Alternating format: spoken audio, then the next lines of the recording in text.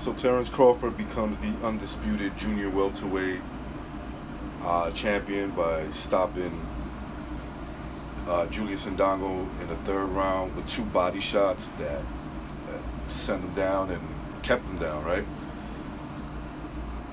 He made quick work of Indongo, but I think what he saw was, this is looking at the fight after it happened.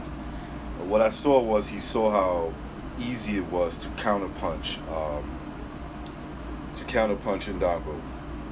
I had a feeling that going into the fight that his defense was going to be what I'm talking about Indongo here, what separated him from Terence Crawford, and that Crawford would be able to expose that.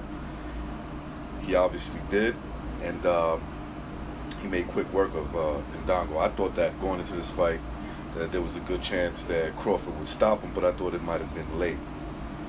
But he did it quicker than that. Is Indongo exposed? Look, whenever you get stopped early, there is something that was exposed about you, right? But I don't think there's anything you can take away from Terence Crawford. He looked frail to the body, and Crawford, being the elite fighter that he is, saw that, and he started to. You can see in the second round, especially, is when he started going to the body, just to test him out to see what would happen, and the results ended up him stopping him in the third round with a two-punch combo to the body. It didn't seem all that hard, but I think where he hit him at the body, the first shot, which I think was like the first shot was a grazing left to the upper part of his ribs, I guess you would say. That was the shot that really had him in trouble, and then he threw another shot, right? Threw a combo shot to his body.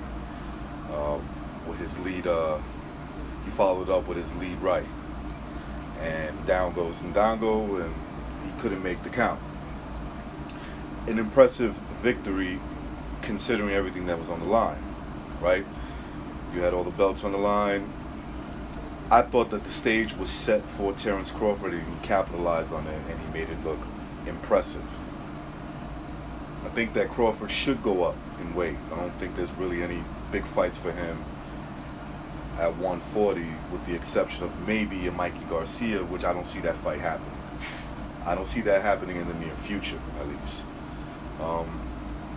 So I think he conquered everything at 140. There's no serious threat there. There's no big money fights for him to make there. 147 is where it's at. I also think that he's big enough. He's going to be just as big, and in some cases even bigger, than some of the welterweights. And I can see him beating a lot of the top 5 guys, right? In fact, I would more likely give him the edge over most of those guys at the top 5.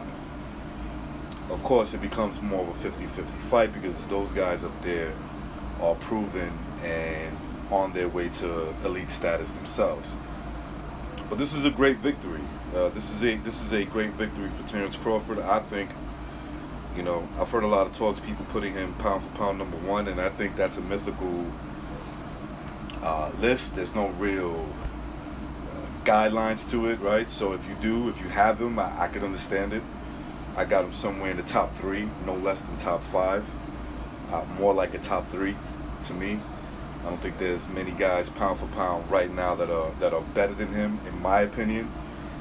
This is a solid victory, and especially his last 2 fights, right, including the Indongo fight, the fight before that with Diaz. He looks like he's hitting. He's hitting on all cylinders, right? He's doing everything right, the way he can do it, and he's getting the best out of these guys, where it's to the point that they don't even look like they're competition to Crawford.